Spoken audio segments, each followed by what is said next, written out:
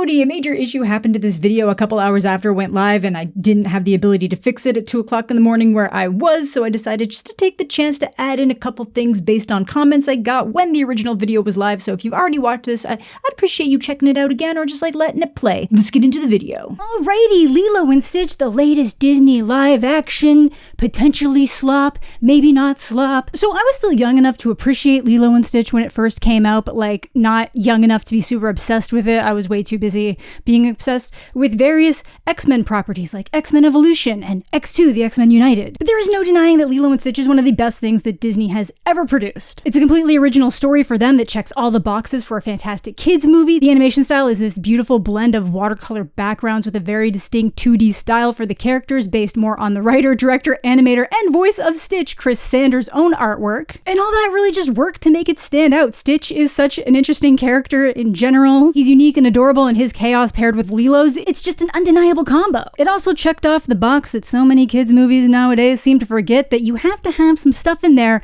for the adults, for the parents, for other people, to the little jokes that they'll get to keep them engaged when the kids want to watch it over and over and over again. And then the movie itself just has to be good. I feel like we've stopped trying to make kids movies good at some point. Also very interesting that Chris Sanders and Dean DeBlois, who was brought in to help write this for screen and co-directed this, the two would also go on to write and co-direct How to Train Your Dragon, which has its live action movie coming out right around the corner. So big year for them. Point being, Lilo and Stitch is just an undeniably special piece of media, and there's a reason why Stitch merch still dominates sales when there hasn't been anything new for the characters since 2006 with Leroy and Stitch. Yeah, I think I missed that one. But yeah, Lilo and Stitch is about this chaotic, blue, semi-koala looking alien using a young orphan living with her sister as protection from the Intergalactic Federation trying to capture him, but ultimately learning the meaning of family as he gets closer to this eccentric young girl who just wants a friend. It's funny, it's charming, it's heartwarming, instant classic. But that brings us here to live action movie that in some areas does definitely have a lot of heart. I've heard some people say that, you know, the movie meant so much to them as a kid and they hate this one.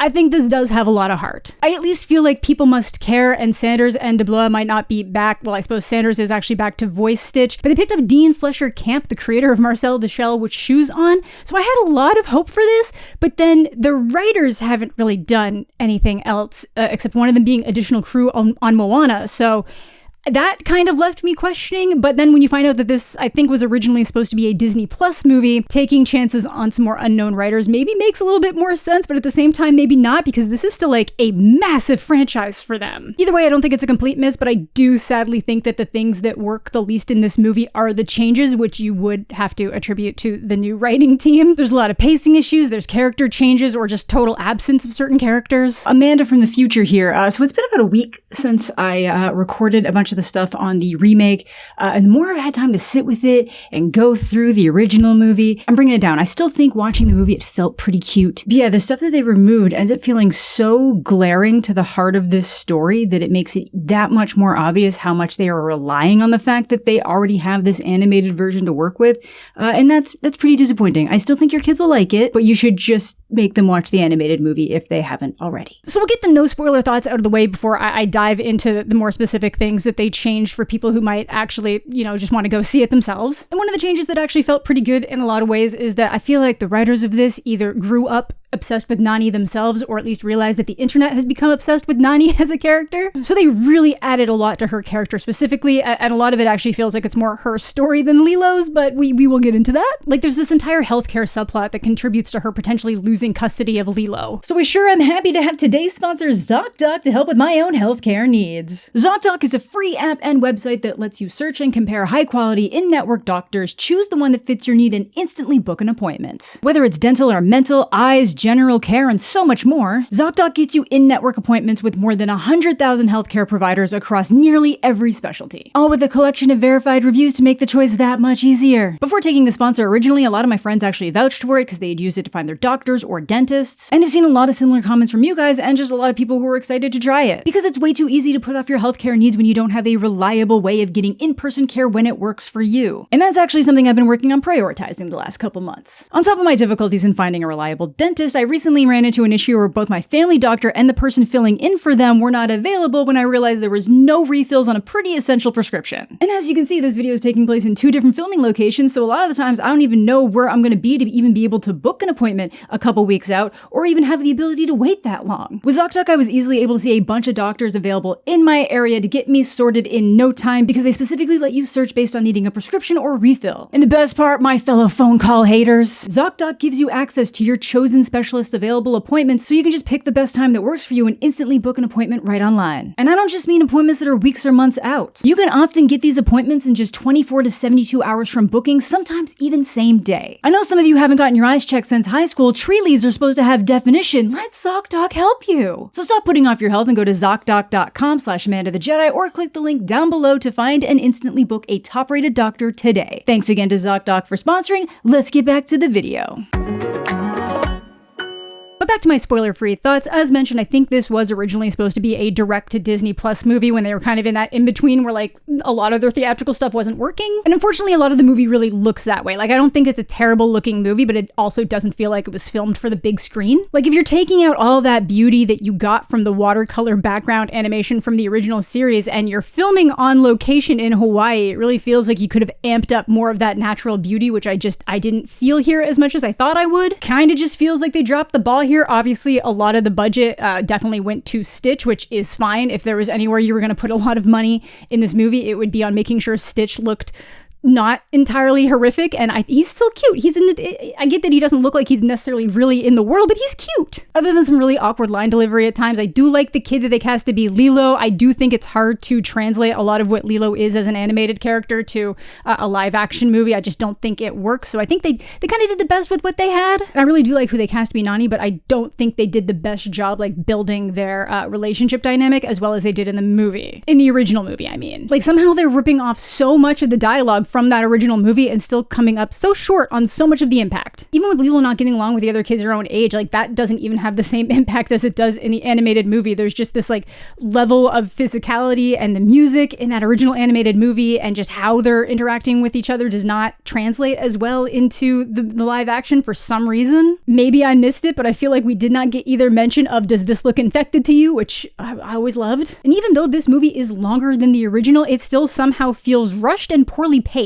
The intro scene goes so fast that it honestly feels like if you look away from the screen when the movie actually starts for like 30 seconds, or you're like 30 seconds late, you will miss so much of the buildup of what Stitch is. It's essentially the same as the cartoon, along with a lot of the same lines, but it feels like they're really like speed running through it to the point that it doesn't have the same impact, and they kind of completely cut some moments with Jumba and Pleakley, at least to the level that I would have wanted to see them. And I do always find that really weird. Like, the same thing happened with Snow White. They end up with more runtime to work with, but somehow still end up with these movies that feel like really rushed and poorly paced, but then also boring. Thankfully, Lilo and Stitch does not fall so far on the boring side of things, but I just don't understand how you have more runtime and it still feels rushed. Like, I feel like a lot of this is just choices they're making to deal with the fact that kids have shorter attention spans nowadays, but like this, we don't need to encourage that. But yeah, thankfully Lilo and Stitch does not hit the point where it overstays its welcome. And honestly, for a lot of my complaints, a lot of which has more to do with some of the changes that I'll get to, this still ends up being one of the highlights of the live action Disney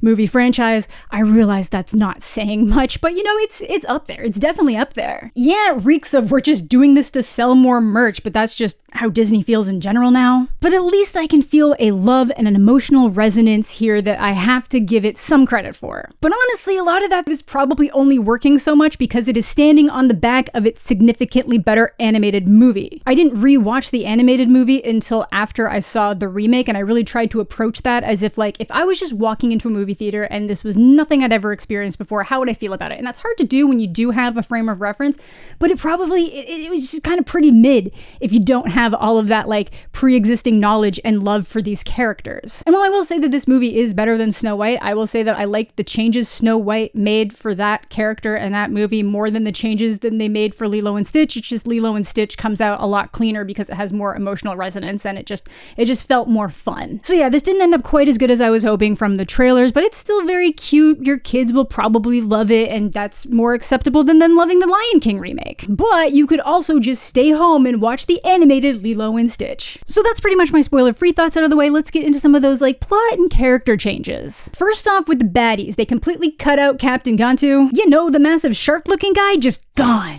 Instead, they basically blend his character with Cobra Bubbles, which I guess I can see why they would want to do that. He is a social worker in the movie, but he's like the Special Forces social worker. Now they've just rolled him into being a CIA agent that would have interest in hunting down Stitch and alien life forms. At one point, he is posing as the head of social services in this movie, but no, he is just CIA. I know that in the original movie, they do have it that he was ex-CIA, but I kind of like the idea of him being ex-CIA more than active CIA. But very interesting. The actor who played him in this movie was the FBI agent in Final Destination 5, so Lilo and Stitch in the Final Destination universe. Honestly, if you told me that Stitch was the person who set off all those death traps and people just couldn't see him because he was moving so fast, I'd probably have to believe it. But as a result of blending those two characters together, it also then changes Pleakley and Jumba's characters and storyline. Pleakley pretty much stays the same, but Jumba ends up a lot more menacing, and it kind of removes a lot of his character development by the end, which I'll get to. And I must point out that instead of the hilarious dress up that they do in the movie to try to conceal themselves as aliens, which I guess I get wouldn't translate as well to live action. They just use these things to look like humans. It's just not as good. I do like that Pleakley is Billy Magnuson, but it's still not the same. And also Jumba is Zach Galifianakis, and it actually took me quite a while to realize it was him because there's something seems different about him. I don't know if it's because his hair's shorter, but something I feel like his mouth looks different. Am I crazy? Someone let me know. But yeah, with all those changes and blending two characters together and adding about 20 minutes, somehow this movie still feels poorly paced and rushed. But because Bubbles is actually like a CIA agent in this, they do bring in a different social worker who cares more about trying to help Nani, and it's actually the original Nani voice actress that they bring back to play her. And bringing in a nicer social worker, while I'm sure it was just to get the original voice actor in this movie, does change a major aspect of the story down the line that people are rightfully seeing issues with, which I'll get to. But unfortunately, so many of the best moments from this scene are just gone, like the voodoo spoons. How do you get rid of the voodoo spoons? My friends need to be punished.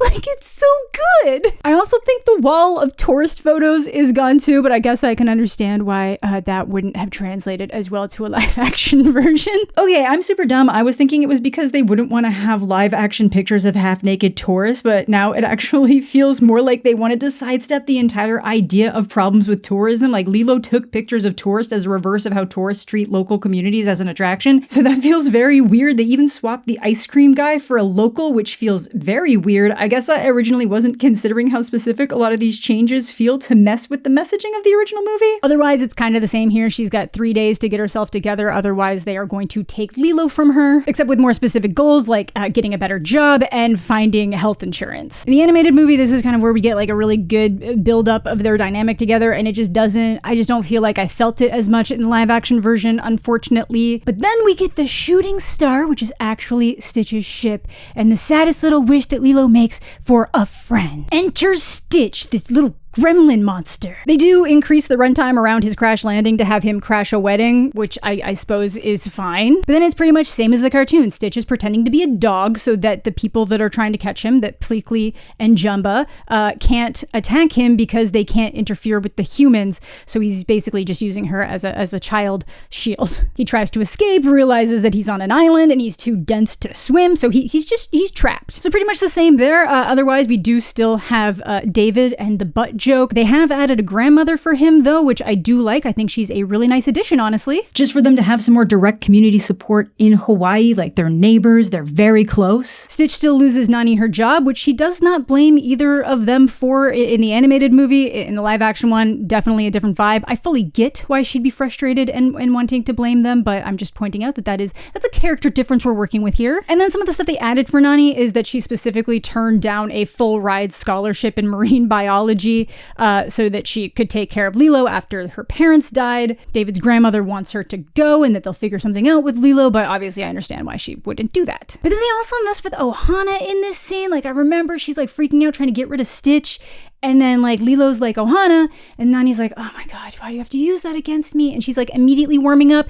And in this movie, she's like, Ohana is alive because we got left behind. Our parents are dead. You know, except with just a little bit less intensity. I also feel like they really just skip by why Stitch is the way he is and like the things that he needs to change, that with nothing to destroy, he feels like he has no purpose, and that the whole thing with the ugly duckling is gone. Just a lot of things that really felt like they played into the character development of Stitch are just gone so that they can just have him acting like an idiot, and then eventually he'll just a switch will flip. There's not much progression there. Like the beach scene, you can tell is where he's like really learning to care, like he's watching them and trying to figure out his place and what a family is. And they kind of cut that vibe off for it to just be like, oh, he just wants to surf. He just really wants to surf. It doesn't have that same like timid, like, can you please, I want to experience this. In this version, it's not just that Lilo almost drowned that causes the social worker to take her from Nani. It is specifically that she did like really almost drown and then had to go to the hospital. And the one thing she forgot to do, or that she hadn't done yet, was get that medical insurance, so she can't pay the medical bills. So she just has to give up guardianship so the state will pay it? That's so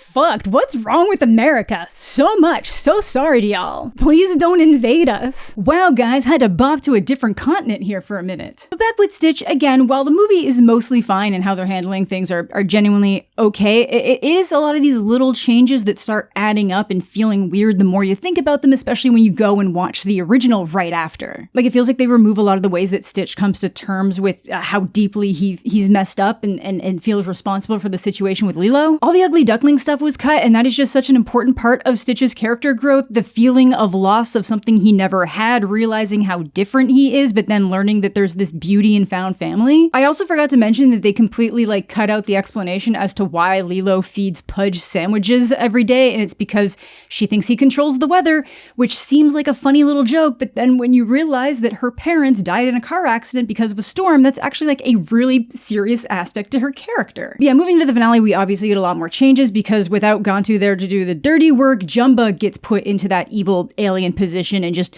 plans to take over the universe by taking away Stitch's capacity to love so the Federation can't get in his way. It's just kind of terrible, and I know that upsets so many people because you just don't get that growth for him as a character in that moment where he's just instantly like, okay, let's go save Lilo. I think there was potentially a way to make that work, but like not in a way that was gonna leave everybody happy, but they just didn't put the work in there, and then he just becomes one of those generic, like, and then no one will be able to stop me while I take over the universe kind of villains, which are the worst ones. With that change, they also add that like the final ship crashing actually just leads to Lilo and Stitch falling into the ocean, which obviously means he instantly starts to sink down. She tries to save him, but she's not strong enough, so he actually has to like force her to the surface and let himself die, like sacrificing himself for her. So now it's Nani's time to shine. She's obviously been way more hostile towards him in this movie than in the original, even though she was pretty hostile there too. But, you know, we get the whole like, Ohana, that's our family, we need to save him, and she actually does. She gets to like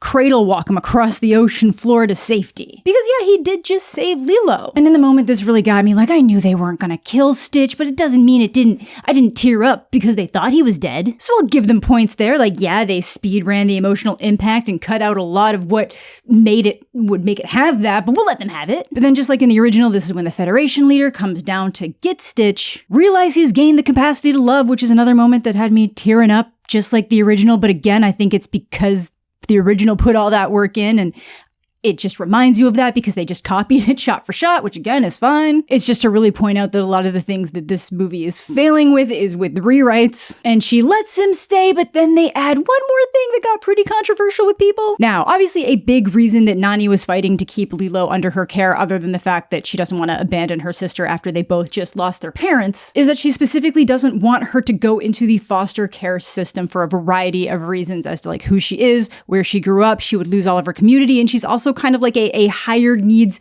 child, and shoving people like that into a system can usually end up being an environment that causes them a lot of harm and leaves them more prone to being mistreated. So this movie really isn't hitting that aspect as hard because they threw in this new social worker that's actually nice, so you don't get that angle, so you also don't get those like really emotionally resonant moments out of Nani like you do in the animated movie. I'm the only one who understands her. You take that away, she won't stand a chance. And just to edit in here to be really specific, a lot of people let me know of like kind of like the vast issues of Hawaii's history, specifically with the state and CPS and foster care. Someone even let me know that a lot of the protections the US usually has, like the ICWA, doesn't apply to Native Hawaiians. I probably should have been more aware of a lot of that, that, but I appreciate people letting me know. But yeah, it just feels like there's a whole other level of this movie that it's just trying to sidestep. So because of that, what the end of this movie ends up doing is trying to make the like a best of situation for everyone in the family that some people end up being very much against. So because their neighbor, David's grandmother, and David are just so heavily involved in their lives, their neighbors,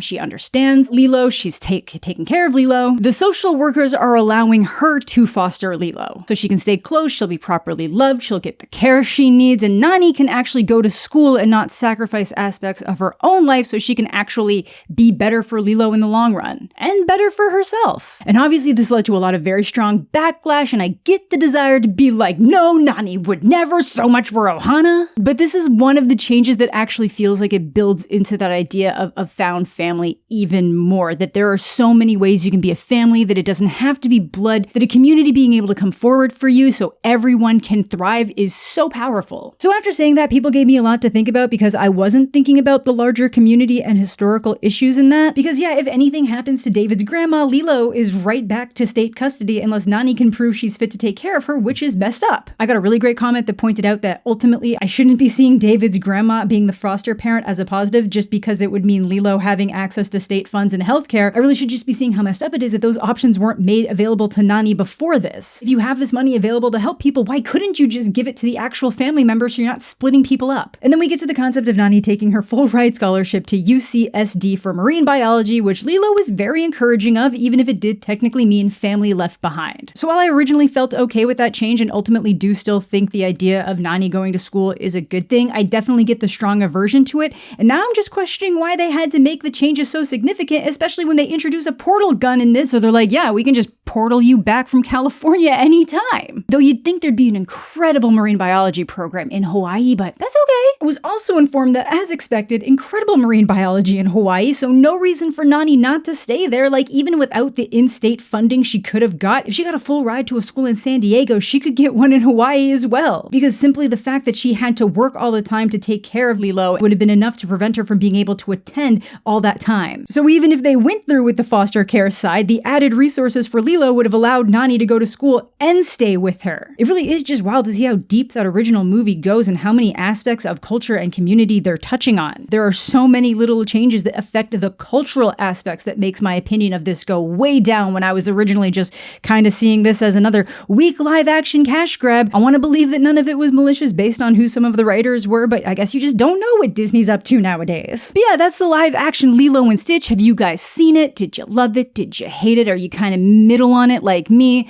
Again, my heart belongs to Toy Story and The Lion King. I fully understand if Lilo and Stitch was that for you, that this would feel wrong, because in some ways I feel like they handled it really well, and other ways they did not handle it very well. I think this could and should have had a significantly bigger budget in areas. But yeah, let me know what you guys are thinking down below. Thank you all so much for watching. Thanks as always to my Patreon supporters, YouTube channel members, and to ZocDoc for sponsoring the video. Subscribe to the channel if you're new, leave a like on the video if you're into that kind of thing. All my other social medias are down below, and a lot of you are waiting for a Sinners video. I think that's coming out on VOD soon, so maybe that'll be my next video. I hope you're all having a fantastic day. I'm mostly okay, and we'll catch you all later.